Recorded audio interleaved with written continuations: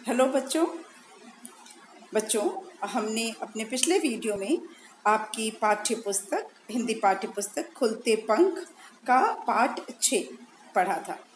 बच्चों, ये पाठ था रक्षाबंधन त्यौहार से संबंधित और इस पाठ को हमने पढ़ा था और मैंने आपको ये पाठ समझाया भी था।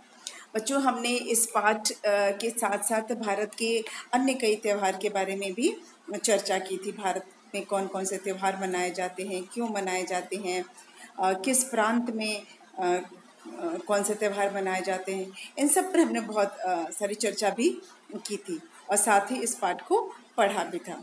तो बच्चों, आज की इस वीडियो में हम इस पाठ के अभ्यास कार्य को करेंगे। बच्चों, जैसा कि हम हमेशा करते हैं, अभ्यास कार्य तो करते ही हैं, उससे पहले लेकिन पाठ की एक हम पुनरावृत्ति करते हैं, एक हम उसकी समरी करते हैं। तो चलिए झटपट हम पहले इस पाठ की एक पुनरावृत्ति करते हैं और फिर उसके बाद हम करेंगे इस पाठ का अभ्यास कार्य।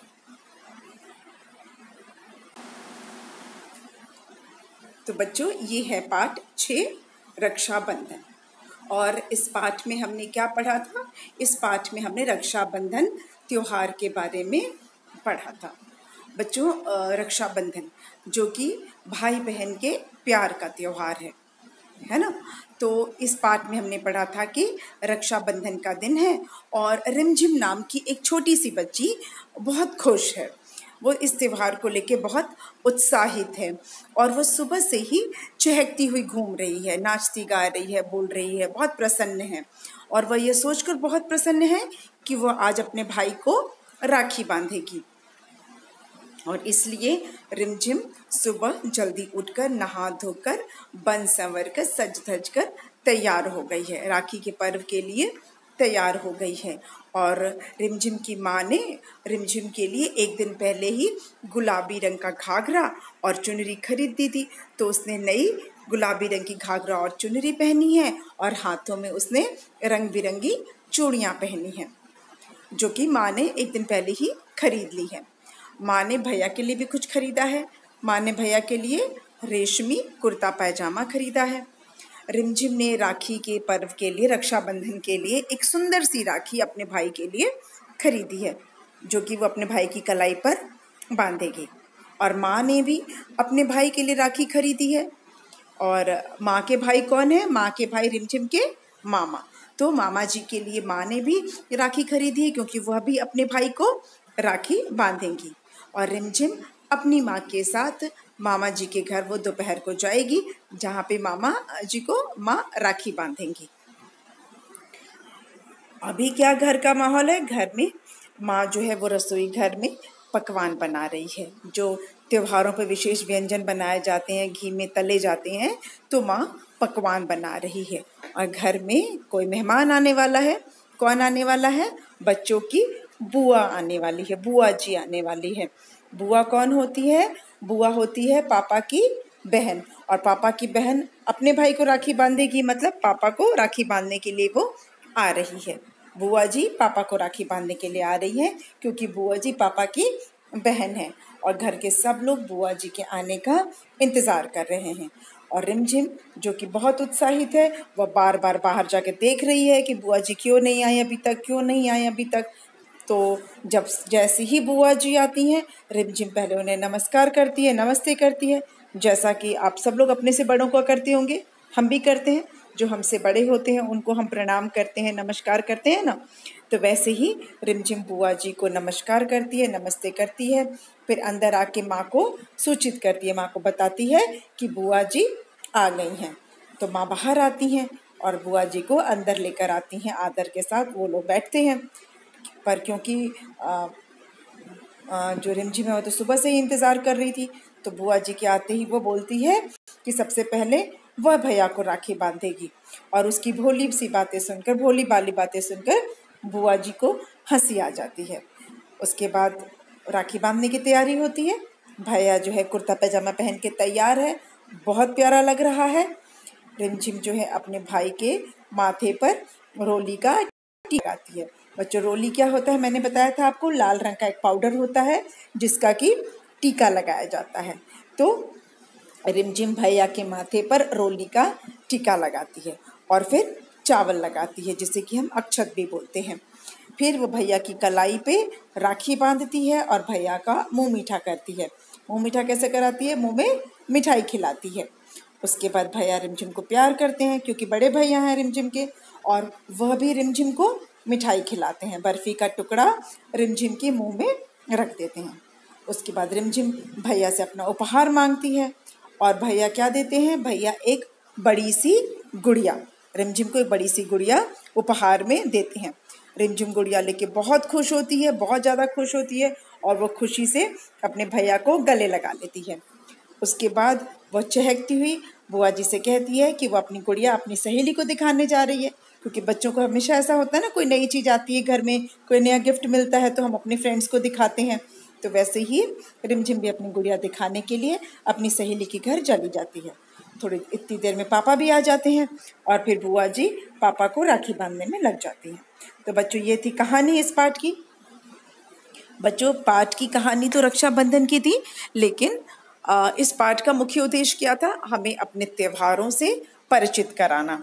राखी का जो त्यौहार है, जो कि भाई बहन के प्यार का त्यौहार माना जाता है, तो इससे परिचित कराना हमारी परंपरा, हमारी संस्कृति का ये हिस्सा है। ये जो त्यौहार होते हैं, ये हमारी संस्कृति का एक बहुत महत्वपूर्ण हिस्सा होते हैं। और त्यौहार मनाने का मतलब सिर्फ त्यौहार ही नहीं होता है, बल्कि परिवार का आपसी मेल जोल होता है। वैसे तो सभी अपनी ज़िंदगी में व्यस्त रहते हैं, कुछ ना कुछ काम में लगे रहते हैं, छुट्टी नहीं मिलती है, लेकिन त्योहार ऐसा दिन होता है कि हम अपनों से मिलते हैं, अपनों के घर जाते हैं, और इससे क्या होता है? प्यार में आप जो परिवार में है वो प्यार बना रहता है। हम रिश्तों को भी पहचानते हैं, जैसे आपने पाठ में पढ़ा, बुआ जी, बुआ कौन होती है? पापा की बहन होती है। मामा जी, मामा जी कौन होते हैं? मम्मी के भाई होते हैं। इस तरह हम रिश्ते पहचानते हैं। मम्मी की मम्मी को क्या कहते हैं, पापा की मम्मी को क्या कहते हैं, पापा के भाई को क्या कहते हैं, ये सब हमें पता होना चाहिए। ये हमारे परिवार के का महत्वपूर्ण अंग है। तो हमें अपने रिश्तों के बारे में पता होना चाहिए, किसको क्या किसके साथ हमारे क्या संबंध है, उन्हें हम किस नाम से बुलाते हैं, ये सब हमें पता होना चाहिए। तो पाठ के द्वारा इस सब की भी हमें जानकारी मिली। ठीक है, तो ये पाठ जो है हमारे आपसी प्यार को, पारिवारिक प्रेम को भी दर्शाता है, पारिवारिक सहयोग को, बड़ों का आदर करना दर्शाता है, हमारी संस्कृति से हमारे यहाँ परिचय कराता है। तो पाठ में कहानी भले छोटी सी है, लेकिन इसका संदेश बहुत गहरा है ना। तो हमने ये पाठ पढ़ा, और इस पाठ के हमने शब्दार्थ और मुहावरे भी कल किए थे, और अब हम करेंगे इस पाठ का अभ्यास कार्य। ठीक है, तो पहला है मौखिक। तो बच्चों, मौखिक क्या होता है? मैंने आपको पहले भी बताया है। मौखिक मतलब आपको सिर्फ इनका ओरल उत्तर देना है। इन प्रश्नों के उत्तर आपको लिख कर नहीं दिखाना है, आपको सिर्फ सुनाने हैं। लिखित प्रश्न अलग होते हैं और मौखिक प्रश्न अलग होते हैं। तो बच्चों, पहला जो मौखिक प्रश्न है, इसमें हम चलते हैं। इन प्रश्नों के उत्तर दो। इन प्रश्नों के उत्तर दो। तो बच्चों, यहाँ पर आपको कुछ प्रश्न दिख रहे होंगे, क, ख, ग और घ। तो इन प्रश्नों के आपको मौखिक उत्तर देने हैं। तो क है, रिमझिम खुश क्यों है? रिमझिम क्यों खुश है? तो रक्षाबंधन का त्योहार है, और रिमझिम अपने भैया को राखी बांधेगी, इसलिए वह खुश है। रिमझिम क्यों खुश है? क्योंकि रक्षाबंधन का त्योहार है और वह अपने भाई को राखी बांधेगी, यह सोचकर वह बहुत खुश है। रिमझिम ने रक्षाबंधन के लिए क्या तैयारियां की है? रिमझिम ने रक्षाबंधन के लिए क्या तैयारियां की हैं? तो बच्चों, रिमझिम ने क्या तैयारियां की हैं? रिमझिम सुबह नहा धोकर सज धज कर तैयार हो गई है। रिमझिम ने नए कपड़े भी पहन लिए, गुलाबी रंग की घाघरा और चुनरी, हाथों में रंग बिरंगी चूड़ियां पहन ली हैं, और उसने एक दिन पहले ही भैया के लिए सुंदर सी राखी भी खरीद ली है। तो ये सब तैयारियां रिमझिम ने कर ली है ना। वो सुबह उठ के नहा धोकर तैयार हुई, उसने गुलाबी रंग की घाघरा चुनरी पहनी, हाथों में चूड़ियां पहनी है, और उसने एक दिन पहले ही भैया के लिए सुंदर सी राखी भी खरीद ली है। प्रश्न 3 ग, रिमझिम ने क्या क्या किया? रिमझिम ने क्या क्या किया? तो रिमझिम ने नहा धो के, जैसा मैंने आपको बताया, रिमझिम ने नहा धोकर तैयार हुई है, उसने राखी खरीद ली है, और वह तैयार है राखी बांधने के लिए। अब अगला प्रश्न है, तुम रक्षाबंधन का त्योहार कैसे मनाते हो? तो बच्चों अच्छा, रिमझिम ने क्या क्या किया इसको जरा मैं आपको फिर विस्तार से बता देती हूँ। रिमझिम ने क्या क्या किया? रिमझिम ने पहले भैया जब बैठे तो भैया के माथे पर रोली का टीका लगाया, है ना, फिर चावल लगाए और उसके बाद उसने भैया की कलाई पर राखी बांधी और भैया को मिठाई खिलाई, है ना। भैया को पहले भैया बैठे, रिमझिम ने भैया के माथे पर रोली का टीका लगाया, फिर चावल लगाया, फिर भैया की कलाई पर राखी बांधी और भैया को मिठाई खिलाई। ये सब किया, तैयार तो वो सुबह से ही थी। अब तुम रक्षाबंधन का त्योहार कैसे मनाते हो? तो बच्चों ये जो प्रश्न है इसका उत्तर आपको स्वयं देना है, आप खुद देंगे। लेकिन ये जो प्रश्न है मेरे ख्याल से इसका उत्तर लगभग सबका एक जैसा ही होगा, क्योंकि सबके घरों में लगभग ऐसे ही रक्षाबंधन मनाया जाता है। घर में पकवान बनते हैं, नए कपड़े या साफ कपड़े पहने जाते हैं, किसी किसी घरों में भैया की आरती भी उतारी जाती है, भैया को थाली में दीपक लेके भैया की आरती भी उतारी जाती है किन्हीं किन्हीं घरों में। लेकिन होता वही है, तिलक लगाया जाता है, चावल लगाया जाता है, आरती दिखाई जाती है और फिर कलाई पर राखी बांधी जाती है, मिठाई खिलाते हैं, भाई बहन को खिलाता है, बहन भाई को खिलाती है, बहन जो अपने भाई को मिठाई खिलाती है, भाई अपनी बहन को मिठाई खिलाता है और फिर भाई जो है कुछ उपहार देता है। इस सभी घरों में इसी तरह राखी मनाई जाती है। लेकिन आप के घर में अगर कुछ अलग ढंग से मनाई जाती हो तो वो भी आप बता सकते हैं। तो ये हुए हमारे मौखिक प्रश्न जिसे हमने कर लिया। अब हम बढ़ेंगे लिखित प्रश्नों की ओर।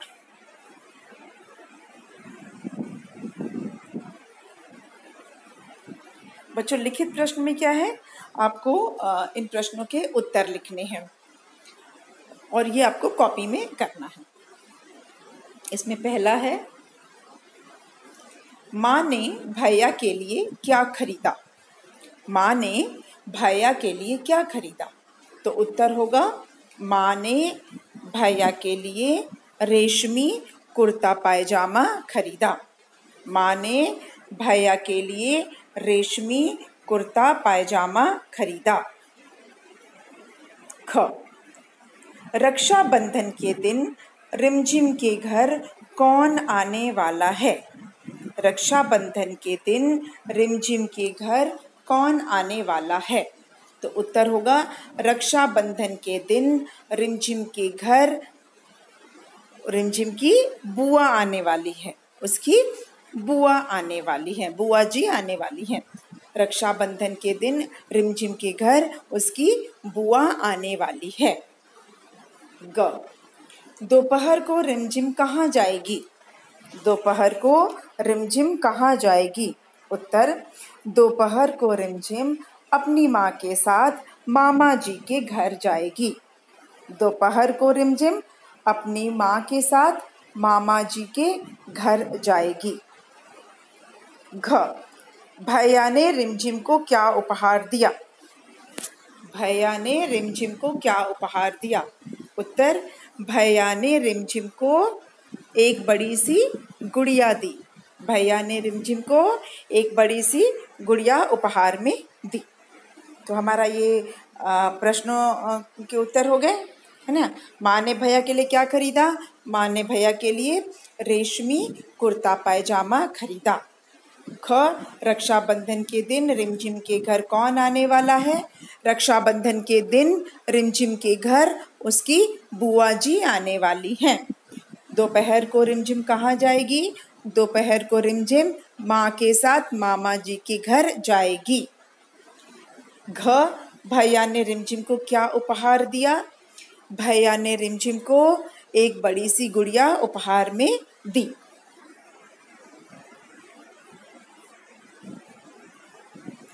कोष्ठक में से सही शब्द चुनकर वाक्य पूरे करो। बच्चों, यहाँ पर आपको वाक्य पूरा करना है और आपको कोष्ठक मतलब ब्रैकेट में आपको विकल्प दिए गए हैं, 2 शब्द दिए गए हैं, आपको उन्हीं में से चुनकर आपको इन वाक्यों को पूरा करना है। इन वाक्यों को आपको कैसे पूरा करना है? ब्रैकेट में जो वर्ड्स दिए गए हैं उन्हीं में से चुनना है और उसको आपको पूरा करना है। ठीक है, तो पहला है रिमझिम सुबह से ही चहकती और फिर खाली स्थान रही है। रिमझिम सुबह से ही चहकती, अब आपको बताना है कि घूम रही है कि टहल रही है। रिमझिम सुबह से ही चहकती, घूम रही है। रिमझिम सुबह से ही चहकती, घूम रही है। ख, उसने गुलाबी घाघरा चुनरी और रंग बिरंगी चूड़ियाँ, फिर खाली स्थान है। उसने गुलाबी घाघरा चुनरी और रंग बिरंगी चूड़ियाँ डाली है या पहनी है? चूड़ियाँ डाली है या पहनी है? तो हमारा उत्तर होगा पहनी है। उसने गुलाबी घाघरा चुनरी और रंग बिरंगी चूड़ियाँ पहनी है। ग, रिमझिम ने भैया के माथे पर टीका, फिर खाली स्थान। रिमझिम ने भैया के माथे पर टीका क्या होगा? लगाया या बनाया? लगाया या बनाया? तो होगा लगाया। रिमझिम ने भैया के माथे पर टीका लगाया। टीका लगाया। अब घ, रिमझिम ने भैया को मिठाई, फिर खाली स्थान। रिमझिम ने भैया को मिठाई अब खिलाई या पिलाई? मिठाई खिलाते हैं या पिलाते हैं? खिलाते हैं। तो रिमझिम ने भैया को मिठाई खिलाई।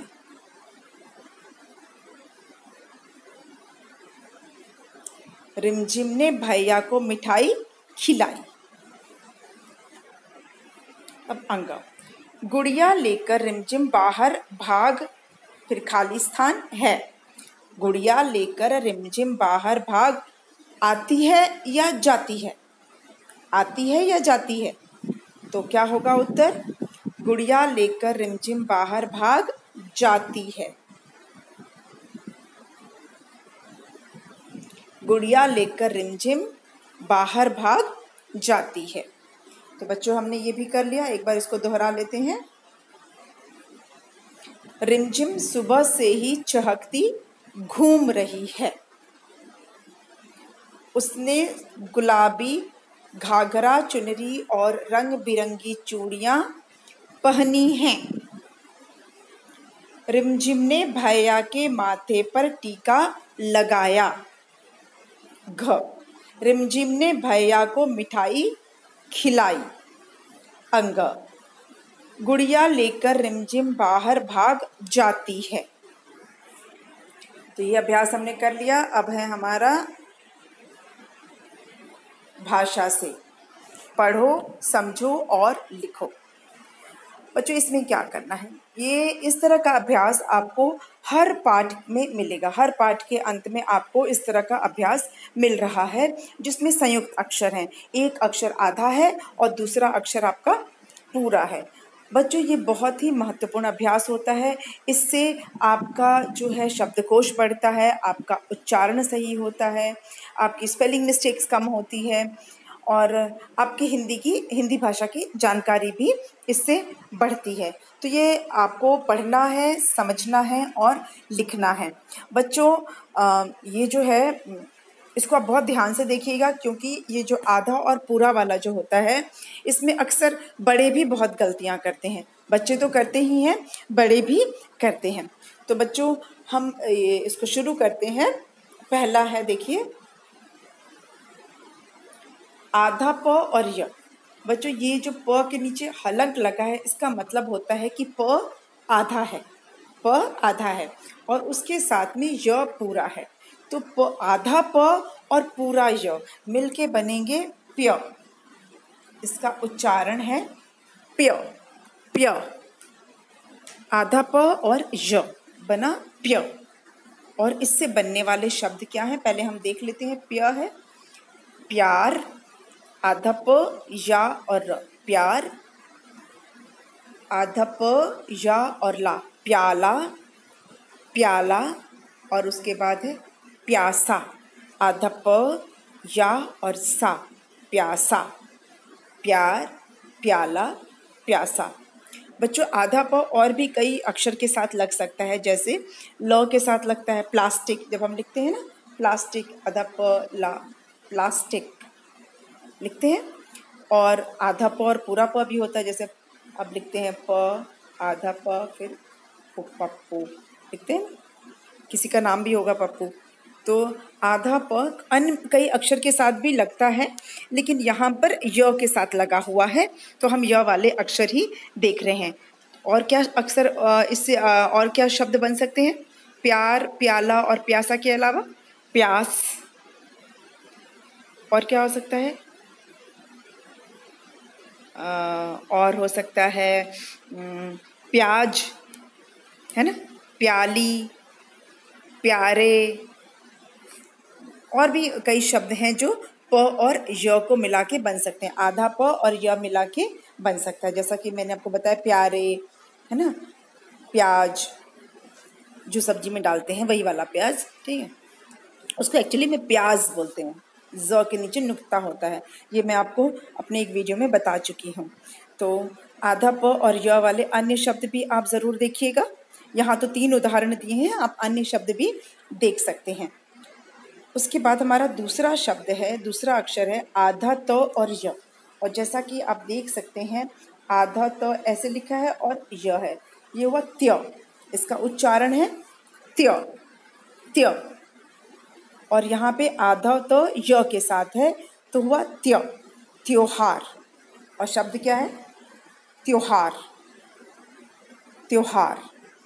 सत्य, सत्य, त्याग, त्याग। 3 शब्द दिए हैं। और भी कई शब्द हैं, जैसे नित्य, है ना, आपको मैं दिखाती हूँ, नित्य, हत्या, है ना। तो ये हमारे 3 शब्द हुए, और आपको मैंने 2 शब्द और दिए। इस तरह से आप अन्य शब्द भी आप लिख सकते हैं जिसमें आधा त और य हो, आप खोजिएगा। तो और इसको फिर पढ़ना बहुत ज़रूरी है बच्चों, लिखना है और साथ में इसका उच्चारण भी उतना ही महत्वपूर्ण है। तो हमने ये 2 कर लिए, अब हमारी तीसरे की बारी है, आधा क और श, आधा क और श। बच्चों इसमें थोड़ा सा अंतर है बाकियों से। देखिए ये मैं आपको दिखा रही हूँ, आधा क और श ऐसे नहीं लिखना है, ये गलत है। आधा क और श हुआ क्ष, क्षत्रिय, क्ष, क्ष। इसका उच्चारण हल्का सा क की ध्वनि आती है, क्ष, क्ष, क्ष। जैसे रक्षा, कक्षा, शिक्षा, ये देखिए लिखा है रक्षा, कक्षा, शिक्षा, परीक्षा। ओके, श वाले तो बहुत से ऐसे शब्द हैं जिन्हें आप ढूंढेंगे। तो ये परीक्षा हमने किया था, फिर रिक्शा, बहुत सारे ऐसे शब्द हैं। तो रिक्शा में तो नहीं, रिक्शा में हम ऐसे लिखते हैं, रिक्शा तो हम ऐसे लिखते हैं, ये वाला श नहीं आता इसमें। जो ये इसको हम क्षत्रिय में यूज़ करते हैं, जैसे रक्षा, कक्षा, शिक्षा है, वैसे ही और हैं, जैसे मैंने बताया परीक्षा में आप लिखते हो, ठीक है ना। तो ये वाले क्ष वाले शब्द भी आप और ढूंढिएगा बच्चों। जैसा कि मैंने आपको बताया, आपको ये ध्यान रखना है कि ये आधा क और श को इस तरह लिखना है, इसको आप ऐसे नहीं लिखिएगा, ये गलत हो जाएगा, ठीक है। तो ये क्ष वाला हो गया। हमने 3 संयुक्त अक्षर सीखे आज, आधा प य, आधा त य और आधा क और श, क्ष वाला। तो इस तरह हमने 3 आज कर लिए ये। अब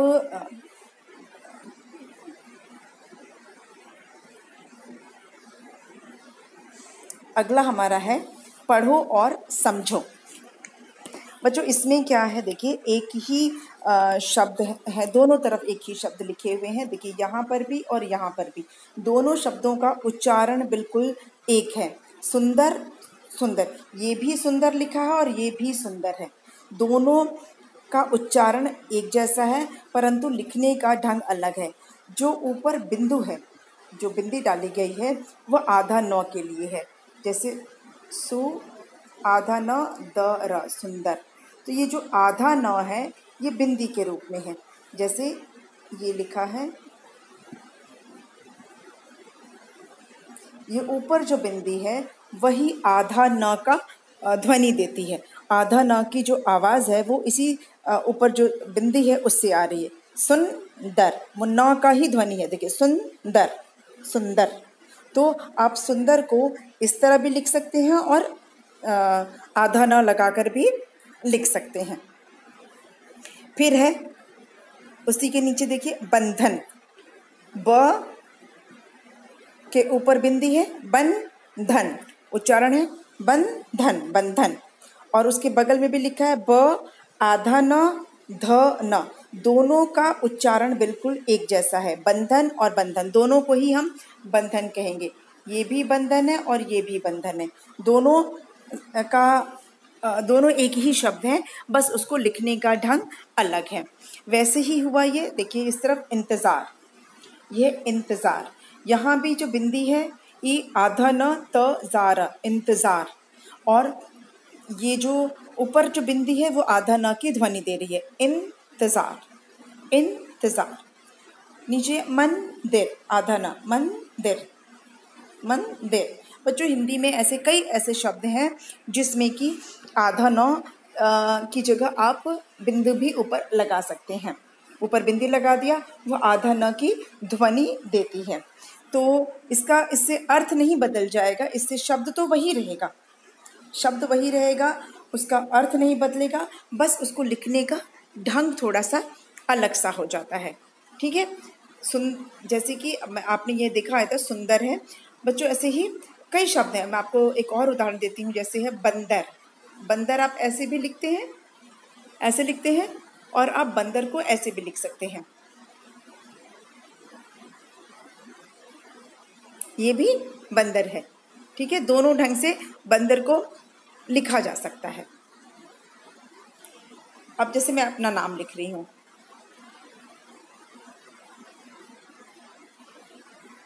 वंदना, वंदना लिखा मैंने, इसको मैं ऐसे भी लिख सकती हूँ।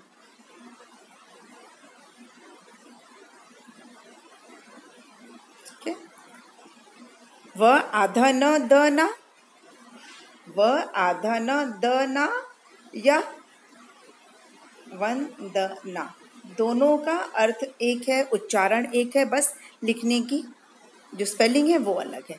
ठीक है। तो ऐसे कई ऐसे शब्द आपको दिख जाएंगे हिंदी में, जैसे कि और चंदन, जैसे शब्द है चंदन, च आधा न त न, चंदन, च आधा न द न, चंदन। और आप चंदन को और कैसे लिख सकते हैं, हम लिख सकते हैं ऐसे चन द न, चंदन। ठीक है।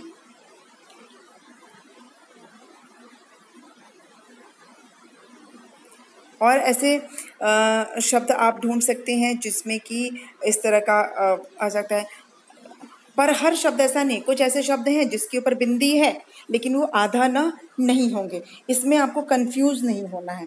कुछ शब्द ऐसे हैं जिस पे बिंदी होती है लेकिन वो आधा न नहीं होते हैं। ठीक है। जैसे अब उदाहरण के लिए मंदिर तो है लेकिन घंटा, जैसे घ, तो ये आधा न नहीं होता है, ये जो है आधा न नहीं होता है, ये होता है आपका इस तरह से, अणा का ध्वनि होता है, अणा, घंटा।